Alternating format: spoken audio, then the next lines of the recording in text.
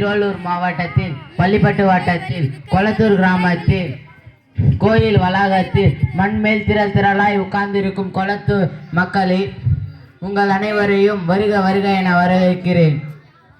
இந்த பட்டிமன்றத்தை காணவும் கேட்கவும் வந்திருக்கிற பெரியோர்களே, தாத்தாக்களே, பாட்டிகளே, சித்தப்பாக்களே, சித்திகளே, அத்தைகளே, உங்கள் அனைவரையும் வருக வருக என வரவேற்கிறேன். 2024 VBS பட்டிமன்றத்தில் இயற்கை வாயுவா எந்திர வாயுவா, இயற்கையே சிறந்தது என பேச வந்திருக்கிறார் பிரீத்தம் மற்றும் பிரதீப். இயற்கையெல்லாம் இல்ல, செயற்கை தான் சிறந்தது என பேச வந்திருக்கிறார் மமதா மற்றும் சோபனா. இயற்கையே சிறந்தது என பேச வந்திருக்கிறார் பிரீத்தம். அவரை வருக வருக என வரவேற்போம். சாலமன் பாப்பாயாவுக்கு தம்பி போல் அமர்ந்திருக்கும் பட்டிமன்றத்தின் நடுவர் அவர்களே, எனது அணி தோழனே, எதிரணியில் அமர்ந்திருக்கும் எனது நட்புகளே, மணல் மேல் அமர்ந்திருக்கும் எனது நண்பர்களே, நண்பிகளே, உற்றார் உறவினர் அனைவருக்கும் எனது ஸ்தோத்திரத்தையும் வணக்கத்தையும் தெரிவித்துக் கொள்கிறேன். ஆரம்பிப்பா.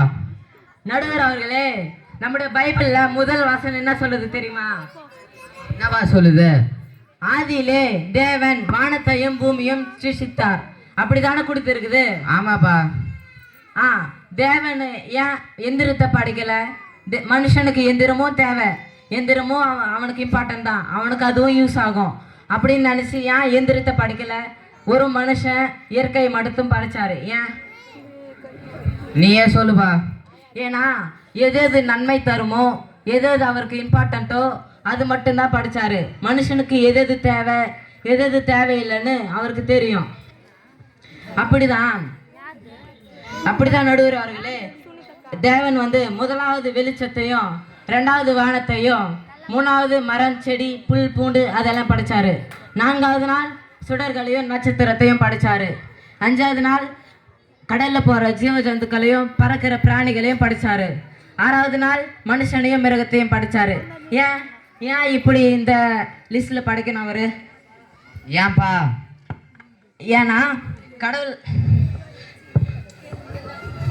அதுவே அவர் முதல் நாள் மிக்சியையும், ரெண்டாவது நாள் கிரைண்டரையும், மூணாவது நாள் கரண்ட்டையும், நான்காவது நாள் ஏசியையும், அஞ்சாவது நாள் ஃப்ரிட்ஜையும் படிச்சுட்டு கடைசியாக ஆறாவது நாள் மனுஷனை படிச்சுட்டு இதெல்லாம் ஆண்டுக்கோ, இதெல்லாம் உனக்கு யூஸ் ஆகும், நீ தூரத்துக்கு நடக்க தேவையில்லை, உனக்காக பேருந்தை படிச்சிருக்கிறேன், இதை யூஸ் பண்ணிக்கோ அப்படி கொடுத்துருக்கலாம். அவர் ஏன் அப்படி செய்யலை? யோசிக்க வேண்டிய கேள்விதான்ப்பா. ஏன்னா அவருக்கு தெரியும், இப்போ கண்டி அது மாதிரி அவர் படிச்சிருந்தாக்கா நமக்கு நிம்மதியும் சந்தோஷமும் சேர்ந்துருக்காது, வெறும் நோய் நொடி மட்டும்தான் வந்திருக்கும். எப்படின்னா இப்போவே இந்த காலத்துலேயும் மிஷின் இருக்கும்போதும், இவ்வளோ டெக்னாலஜி இருக்கும்போதும், இவ்வளோ மரத்தை வெட்டுறோம், அதனால ஓசோன் மண்டலத்தில் ஓட்டை விழுது, அதனால வெயில் அதிகரிக்குது, அதனால ஆகுது தோல் வியாதிகள், சர்ம வியாதிகள் அதிகரிக்குது. இதனால அமைதியாக இருப்போமா? கஷ்டப்படாமல் சந்தோஷமாக இருப்போமா? முடியாது தான்ப்பா படுவோம், வருத்தம் மட்டும்தான் பட முடியும். அதனால தான் தேவன் இயற்கை மட்டும் விரும்பி இயற்கையை படைச்சாரு. 2000 ஆண்டுகளுக்கு முன்பாகவே ஆதாம் 930 வருஷம் உயிரோடு இருந்தானா. எப்படி அவனால சாத்தியமாக இருந்திருக்க முடியும் உயிரோட? இயற்கை உணவை மட்டும் உண்டதுனால தான். இயற்கை உணவு இப்போ இந்த காலத்து பாரி செயற்கை உணவு, ஃபாஸ்ட் ஃபுட் இதெல்லாம் சாப்பிட்றது இல்லை. ஜொமேட்டோ இது போல் ஆர்டர் பண்ணி நிமிஷத்துக்கு வாங்கி சாப்பிட்றது இல்லை. இது மாதிரி ஜங்க் ஃபுட் இதெல்லாம் எடுத்துக்கிறதுனால தான் நிறைய உடல் வியாதிகள் சேருது நம்மளுக்கு. அதே போல் அவர் மட்டும் இல்லை, அவர் பேர பிள்ளைங்களும் கூட அதுக்கு மேலே வாழ்ந்துருக்கிறாங்க. மிச்சலா அவருடைய பேர பிள்ளைங்க 969 வருஷம், அத்தனை வயசு ஆகலாம், அவர் உயிரோடு இருந்திருக்கிறாரு. எப்படி? எல்லாம் இதனால, இந்த இயற்கையினால் மட்டும்தான் முடியும். இதுவே இந்த காலத்தில் பாருங்க, 30-40 வயசு கூட தாண்ட மாட்டாங்க, அதுக்குள்ளே செத்து போயிடுவாங்க. ஏன்? செயற்கை உணவு, இந்த மின்சாரம், இந்த மிஷின் காலத்தில் தான், இதனால் மட்டும்தான் ஆகுது இது மாதிரியெல்லாம். அது போல தான் என் நண்பரும் ஒருத்தர் டாக்டர் கிட்ட போயிருக்கிறார் ஹாஸ்பிட்டலுக்கு, உடம்பெல்லாம் கொப்பளத்தோட. டாக்டர் பதறி போய் கேட்டாரு, என்னப்பா எதனா வீட்டில் எதுனா பிரச்சனையா, எதுக்கு தீ குளிச்சியா அப்படின்னு கேட்டாரு. அவர் அதுக்கு என்ன சொன்னாரு தெரியுமா? நான் ஒன்றும் தீ குளிக்கல டாக்டர், எனக்கு எந்த உடல் வியாதியும் இல்லை, இது வந்து ரொம்ப புழுக்கமாக இருக்குதுன்ட்டு வெயில் நேரத்தில் குளிக்கலான்னு போய் குழாவை திறந்தேன், அந்த தண்ணி அவ்வளோ சூடாக வரும்னு யாருக்கு தெரியும் அப்படின்னு சொன்னார். அப்போ இந்த காலத்தில் எவ்வளோ வெயில் அடிக்குதுன்னு பாருங்கடா. யாருப்பா இது? அது வேற யாரும் இல்லை, என் நண்பன் ஐசக் தான். அது மட்டுமா, இந்த காலத்துல செத்து போறாங்க சீக்கிரமாவே. சின்ன பையன் கூட செத்து போறான், 5 வயசு கூட ஆகாது. கேட்டா ஆக்சிடென்ட், இல்லை சுகர், பிபி, பிளட் ப்ரெஷர், இது மாதிரி சாதாரணமா சொல்றாங்க. இதெல்லாம் இப்போ வழக்கத்துக்கு வந்துருச்சு இது போல சாகிறது. கடைசியே ஒண்ணு சொல்லிக்க விரும்புறேன். இயற்கைக்கும் செயற்கைக்கும் இருக்கிற ஒரு சின்ன வித்தியாசம். இயற்கை வந்து அது வந்து நம்மளை பாதுகாக்குது, நம்ம வந்து அதை காப்பாத்துறோம், நம்ம வந்து அதை கட்டுப்படுத்துறோம். இயற்கை வந்து நம்ம கையில ஆளை சொல்லி தேவன் வந்து உத்தரவு கொடுத்து ஆதாம் கிட்ட இதை நீ ஆண்டுகொள் என்ன அந்த இடத்துல சொல்லி இருக்கிறாரு ஆதியிலே. அது போலதான் இதுவே செயற்கை பாருங்க, நம்ம தான் அதை காப்பாற்றணும். செல்ஃபோன் எடுத்துக்கணும், அதுக்கு நம்ம தான் சார்ஜ் போடணும், அதுக்கு நம்ம தான் கரண்ட் பில் கட்டணும், டிவிக்கு இது போல் நம்ம தான் செலவழிக்கிறோம். ஆனால் அது நமக்கு என்ன தருது? அது எதனா யூஸ் நம்மளுக்கு ஒன்றும் இல்லை. இது போல் தேவையில்லாத மின்சாரங்கள், இது போல் இந்த தேவையில்லாத வேஸ்ட், அதான் எலக்ட்ரானிக் வேஸ்ட், இது போல் இதெல்லாம் கழிவுகள் இதெல்லாம் கொட்டுறதுனால பூமியில் மண்ணும் கெடுது. இதை எரிக்கிறதுனால வானத்தில் இருக்கிற ஓசோன் மண்டலம் கெட்டு போகுது. இந்த வாய்ப்பை அளித்த இந்த பட்டிமன்ற நடுவர் அவருக்கும் இதை இவ்வளவு நேரம் கேட்ட இந்த திருச்சபை மக்களுக்கும் நன்றி கூடி விடைபெறுகிறேன். நன்றி. சரவடி போல பேசினார். இப்போ இயற்கையெல்லாம் தேவையில்லை, எங்களுக்கு எந்திரமே போதுன்ட்டு மத்தாப்பு மமதா பேச வருகிறார்.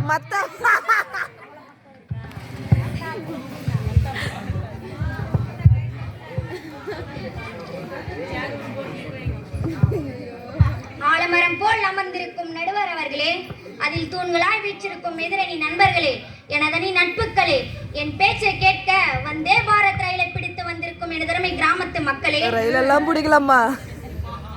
அடடா, ஆரம்பமே அமக்காலமா இருக்கே, இன்னும் என்னென்ன சொல்ல போறாங்களோ? IPL மேட்ச் நடந்தாலும் அதை பார்க்காமல் எங்களை ஊக்குவிக்க வந்திருக்கும் எனதருமை சகோதர சகோதரிகளே, உங்கள் அனைவருக்கும் என் தலை தாழ்ந்த வணக்கங்கள். நானும் வந்ததுலேருந்து பார்த்துட்டுதான் இருக்கிறேன். எதிரணியிலிருந்து பேசுறாங்க, இயற்கை இயற்கை இயற்கைன்னு. எந்திரிச்சா இயற்கை, படுத்தா இயற்கை, உட்கார்ந்தா இயற்கை, எதுக்கேத்தாலும் இயற்கை இயற்கைன்னு பேசுறாங்களே. இவ்வளோ தூரம் பேசுறவங்க ஏன் மைக்க வச்சு பேசணும்? சரியான கேள்வி. அதுவும் லைட் போட்டு ஸ்டேஜ்ல வந்து பேசுறாங்க. ஏன் லைட் இல்லாம விளக்கு வெளிச்சத்திலயும் இல்லனா நிலா வெளிச்சத்துல பேச வேண்டியது தானே நடுவர் அவர்களே? யோசிக்க வேண்டிய விஷயமாமா. இது கூட பரவாயில்ல நடுவர் அவர்களே. இப்ப மட்டும் கரண்ட் கட் ஆகட்டும், EB ஆபீஸ்க்கு ஃபோன் பண்ணி அந்த ஆபீசரை கண்டபடி திட்டுவாங்க தெரியுமா நடுவர் அவர்களே? நீங்க வேணா கேட்டு பாருங்க. ஆமாமா, இத கூட விட்டுறலாம் நடுவர் அவர்களே. ஏன் நம்ம குளத்தூர் கிராம மக்களே கேட்டு பாருங்களேன், கரெக்டா கடிகாரத்தையே பார்த்துன்னு இருப்பாங்க 8 மணி ஆகிற வரையும். ஏன்டான்னு கேட்டா, சிங்கப்பெண்ணை எப்போ போடுவாங்க? 8 மணி ஆகும். ஆனந்தி அன்புக்கு ஓகே சொல்வாளா இல்ல மகேஷுக்கு ஓகே சொல்வாளான்னு டைமையே பார்த்துன்னு இருக்காங்க. இதெல்லாம் உண்மையல்ல, நீங்களே கேளுங்க நடுவர் அவர்களே. உண்மைதான். இது கூட பரவாயில்ல நடுவர் அவர்களே. எனக்கு எதிராக 2 பேர் உட்கார்ந்துருக்காங்க எதிரா பேசுறதுக்கு. அவங்க போனை நீங்களே வாங்கி பாருங்க, ஒரு செல்ஃபியா எடுத்து வச்சிருக்காங்க. கைய இப்படி வைப்பாங்களாம், நாக்க இப்படி காட்டுவாங்களாம், தலைய இப்படி சாய்ப்பாங்களாம், ஒரு செல்ஃபியா எடுத்து வச்சிருக்காங்க. கேட்டா ட்ரெண்டிங்னு சொல்றாங்க. இதெல்லாம் உண்மையே இல்லை, நீங்களே கேளுங்க நடுவர் அவர்களே. உண்மைதாமா. அது கூட பரவாயில்ல நடுவர் அவர்களே. ஸ்டேட்டஸ் நீங்க ஸ்டேட்டஸை வேற பார்க்கணுமே. அவங்க போட்டோ ஒன்று போட்டு கீழே வேற we are participating in பட்டிமன்றம்னு வேற போட்டுச்சுக்காங்க நடுவர் அவர்களே. இதெல்லாம் உண்மையா இல்லையா? நாங்க வச்சிருக்கிற போனை வாங்கி பாருங்க. அது கூட பரவாயில்ல நடுவர் அவர்களே. இப்போ இங்கெல்லாம் கிராமத்து ஜனங்க உட்கார்ந்து பார்த்துட்டு இருக்காங்க, எப்படா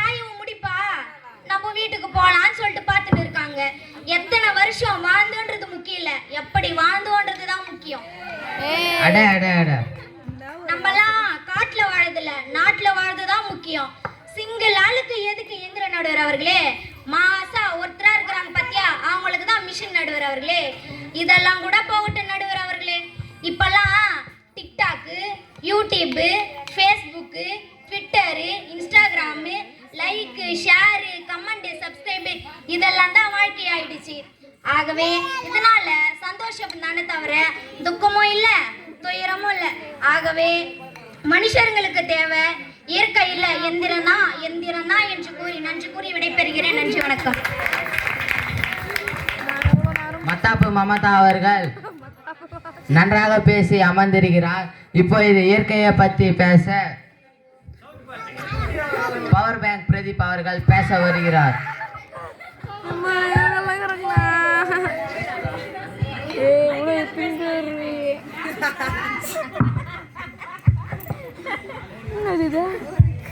ஏன் உங்களுக்கு மட்டும்தான் பேச தெரியுமா? இப்போ நான் பேச போறேன், கேளுங்க எல்லாரும். பேசுறா பேசுறா.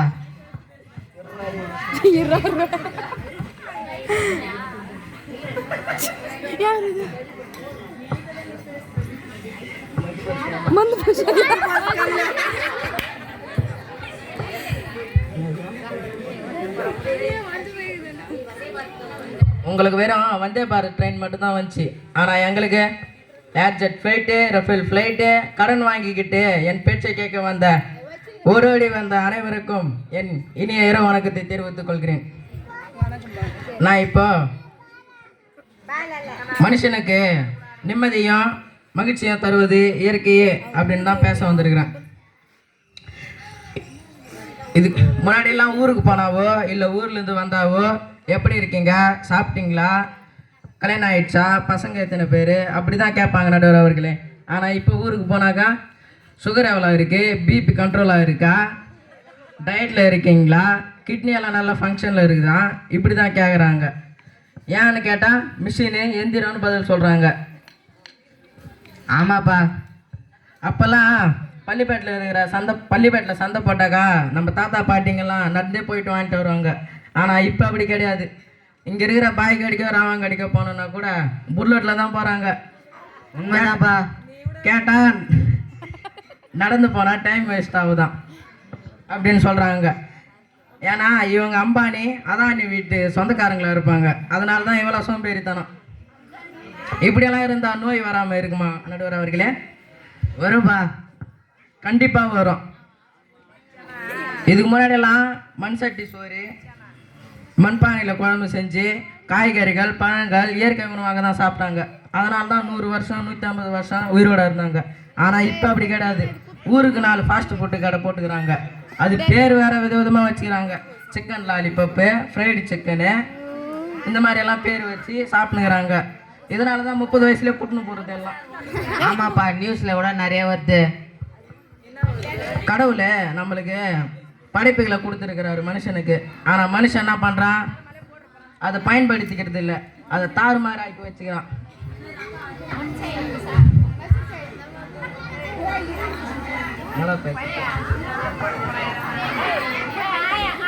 ஆகையால இயற்கை தான் முக்கியம்னு சொல்லி நன்றி கூறி விடைபெறுகிறேன். நன்றி, வணக்கம். பட்டாணி பிரதீப் அவர்கள் சிறப்பாக பேசி இருக்கிறார். இப்போ இது சுரசுரா சோபனா அவர்கள் சுறுசுறுப்பாக பேச வருகிறார்.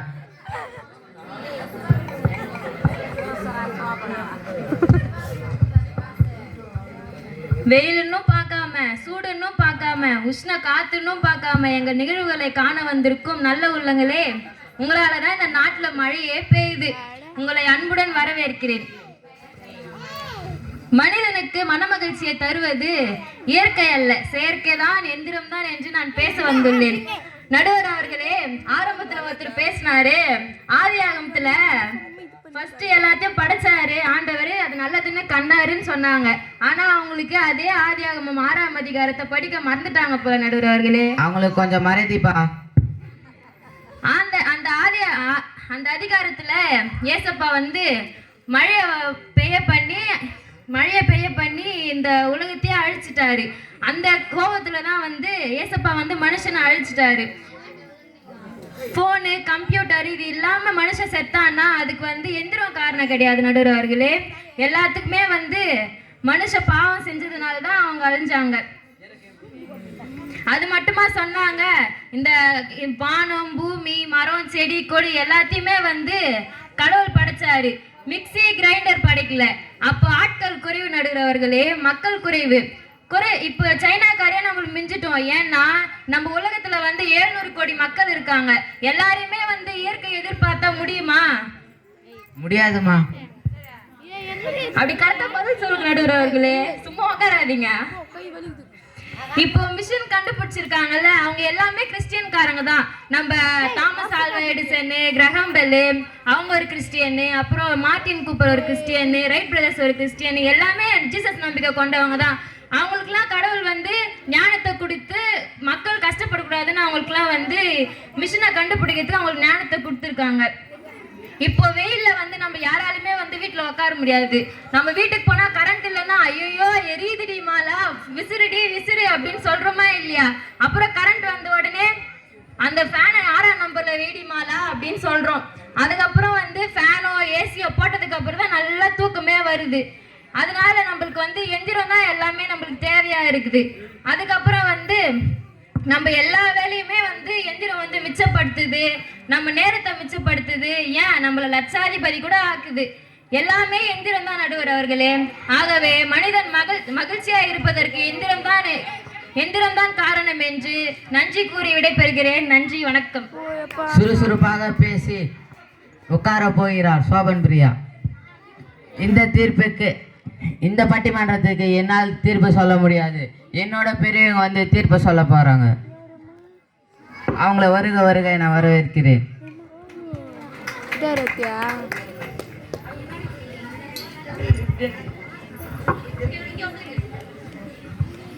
கர்த்தருடைய பரிசுத்த நாமத்துக்கு ஸ்தோத்திரம். எங்கள் வாழ்வும் வளமும் மங்காத கிறிஸ்து என்று கூறி அருமையாய் இவ்வளவு நேரமா இந்த பட்டிமன்றத்தை மிக அழகாய் மனிதனுடைய வாழ்விற்கு இயற்கையா செயற்கையா நலம் தரக்கூடியது என்பதை குறித்து நம்முடைய பிள்ளைகள் விபிஎஸ் பிள்ளைகள் பேசினார்கள். அதை பார்த்து கேட்டு அமர்ந்து கொண்டிருக்கிறவங்கள் யாவருக்கும் கூட என் சிரம் தாழ்த்தி இரு கரம் கூப்பி வணக்கங்களை தெரிவித்துக் கொள்கின்றேன். ரொம்ப இக்கட்டான நிலையில கொண்டு வந்து என்னை விட்டு இருக்காங்க. இயற்கையை பற்றி மிக அழகா பேசினாங்க, செயற்கையை பற்றியும் மிக அழகாக பேசினாங்க. இது எனக்கே கொஞ்சம் குழப்பமாயிடுச்சாங்க. நின்றுட்டு 10 நாள் பிபிஎஸ் எப்படி நடத்தி படைப்பினை கொண்டாடுவோன்னு ஒரு தலைப்பை கொடுத்து ஒரு இக்கட்டாக கொண்டாந்து இங்கே நிறுத்தியிருக்கிறாங்க. அதனால் நம்ம கொஞ்ச நேரம் இது சிந்திக்க வேண்டியதாக இருக்குது. இந்த தலைப்பை சொல்லும் பொழுது இல்லை கேட்ட எல்லாருக்குமே இந்த பக்கமும் மகிழ்ச்சியாக இருந்துச்சு, அந்த பக்கமும் மகிழ்ச்சியாக இருந்துச்சு. இவங்க சொல்கிறாங்க இயற்கையை பற்றி பேசுகிறவங்க கடவுள் படைத்ததை தான் நம்ம எல்லாத்தையும் பயன்படுத்திக்கணும்னு. அப்போ அந்த காலத்தில் தாய்மார்களுக்கெல்லாம் ஒரு சின்ன ஒரு விஷயத்தை யோசிக்க தோணுது. உரல் இருக்குது, அந்த உரலில் எவ்வளோ நேரம் நம்ம ஒரு ஊருக்கு அரைக்கணும்னா கூட எவ்வளோ கஷ்டப்பட்டு நம்ம அரைச்சி கொண்டு வந்தோம். அவங்க சொன்னாங்க எதிரணி செயற்கை குறித்து. மிக்சி கிரைண்டர் இருக்கிறதுனால தான் மடமடான்னு கொண்டாந்து எத்தனை வித சட்னி ஒரே நாளில் ஒரு இட்லிக்கு 5 விதமான சட்னிகளை கொண்டு வந்து நம்ம அளப்பு வைக்க முடியுது. அப்படி பார்த்தாலும் ஒரு விஷயம் நல்லதா தெரியுது. இந்த பக்கம் பார்த்தாலும் ஐயோ கடவுள் படைத்ததும் ஒரு இயற்கையான ஒரு உணவு, அதுவும் நல்லதா இருக்குது. அப்போ இந்த ரெண்டுத்துக்கு இடையில மாட்டிட்டு எங்களால் சொல்ல முடியாது, நீங்க வாங்க மனு கொண்டாந்து மேடையில் ஏற்றி இதுக்கு ஒரு முடிவை சொல்லியிருக்காங்க. நம்ம கொஞ்ச நேரம் சிந்தித்து நானே குழம்பி நின்றுட்டு இருந்தேன். அப்போ இங்கே பார்த்தோம் இயற்கையை பற்றி.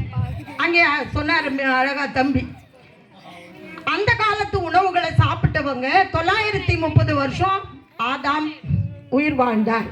மெத்துசாலா அவர் எல்லாரையும் காட்டிலும் அதிகமாக ஆயுசு கொண்டு வாழ்ந்தாருன்னு சொல்லி.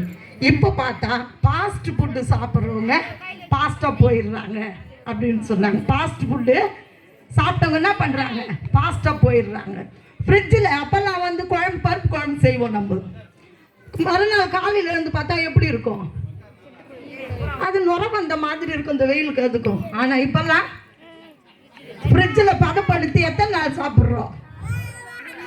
பதப்படுத்திய உணவுகளை சாப்பிட்றதுனால மனுஷனுடைய உடம்பும் பதமாயிடுது, பாரமாயிடுது. அதனால தான் சுகர் பிபி வருது. இதனால மனுஷன் சீக்கிரமா போயிடுறான். அதையும் நாம் சிந்திக்க தோணுது. ஒருவேளை இந்த முடிவை நாம் சிந்தித்து பார்க்கும் பொழுது ரெண்டையும் யோசிச்சு என்னதான் அது நம்ம இயற்கை செயற்கைகள் மின்சாரம் பார்க்குறோம், கட் ஆயிடுச்சு கொஞ்ச நேரம் நம்ம ஆரம்பிப்பதற்கு முன்பதாக. அப்போ ரொம்ப நேரம் நம்ம கஷ்டப்பட்டோம், ஐயோ என்னடா இது ஆரம்பிக்கிற நேரத்தில் கரண்ட் கட் ஆயிடுச்சுன்னு சொல்லி. ஆனால் அந்த மரம், கடவுள் படைத்த மரம் செடி கொடி இதெல்லாம் அது வேலையை ஸ்டாப் பண்ணவே இல்லை. எல்லாரும் கவனிக்கிறோமா அந்த நேரத்தில்? அது பாட்டில் அது வேலை என்ன பண்ணிட்டு இருக்குது, செய்துட்டே இருக்குது. ஃபேன் போடுறோம், ஓரியன்ட் ஃபேன் சொன்னாங்க, சுவிட்ச் போட்ட உடனே சுற்றுது. அங்கே சுவிட்சை டிரான்ஸ்ஃபார்மில் பிடுங்கின உடனே நின்றுடுது. ஆனால் கடவுள் படைத்த உருவாக்கிய அந்த செடி கொடி மரங்கள் அது எப்பவுமே அது வேலையை செய்துட்டே இருக்குது. இதுக்கும் அதுக்கும் வித்தியாசத்தை நாம் கண்டுபிடித்து பார்க்கின்றோம். அப்போது இதெல்லாம் நான் யோசித்து பார்க்கும்பொழுது அந்த பிளாஸ்டிக்கை சொன்னாங்க. பிளாஸ்டிக் உணவுகள், பிளாஸ்டிக் பாட்டிலில் தண்ணி பதப்படுத்துகிறாங்க, பிளாஸ்டிக் கவர்ஸை நம்ம பயன்படுத்துகிறோம். ஒரு பாட்டில் கரையிறதுக்கு 500 வருஷம் ஆகுதான். கடலில் தேங்கி கிடக்குது. இன்னைக்கு கடலில் உயிர்வன வாழ்வன நீந்துவன எல்லாமே அழிந்து போகிற நிலைகளை நாம் உருவாக்கி கொண்டிருக்கின்றோம். இதையெல்லாம் நாம் ஒழித்து கடவுள் படைத்த அந்த படைப்பை கற்றுக்கொண்டு இயற்கை உணவுகளை உண்போம், இயற்கையாய் வாழ்வோம். அன்னைக்கு எப்படி அதிக ஆயுசு ஆண்டுகளை பெற்று மனுஷர்கள் வாழ்ந்தார்களோ அப்படியே நாமும் அதிக ஆயுசுகளை பெற்று வாழ்வோம். அதனால் இதை சிந்திச்சு பார்த்தேன். கொஞ்சம் என்னதான் இந்த செயற்கை மகிழ்ச்சி கொடுத்தா கூட கொஞ்ச நேர மகிழ்ச்சி இன்பம் தான். கடவுள் கொடுக்கின்ற மகிழ்ச்சி நிறையவே இருக்குது. அதனால் முடிவாக சொல்ல வர்றது இன்னைக்கு என்னன்னா, இன்னைக்கு கொடுக்கப்பட்ட தலைப்பின்படி நம்முடைய பேராயம் நமக்கு கொடுக்கப்பட்டிருக்கிறது VBSக்கு. படைப்பினை கொண்டாடுவோம், படைப்பினை கொண்டாடுவோம், படைப்பினை கொண்டாடுவோம் என்று சொல்லி இந்த என்னுடைய இறுதியான தீர்ப்பை உங்களிடத்திலே நான் பகிர்ந்து கொண்டு விடைபெறுகிறேன். நன்றி, வணக்கம். படைப்பினை கொண்டாடும் இயற்கை, மனிதனுடைய வாழ்வு இயற்கையை சார்ந்தது தான் சிறந்தது, சிறந்தது, சிறந்தது என்று சொல்லி தீர்ப்பை வழங்குகின்றேன். நன்றி, வணக்கம்.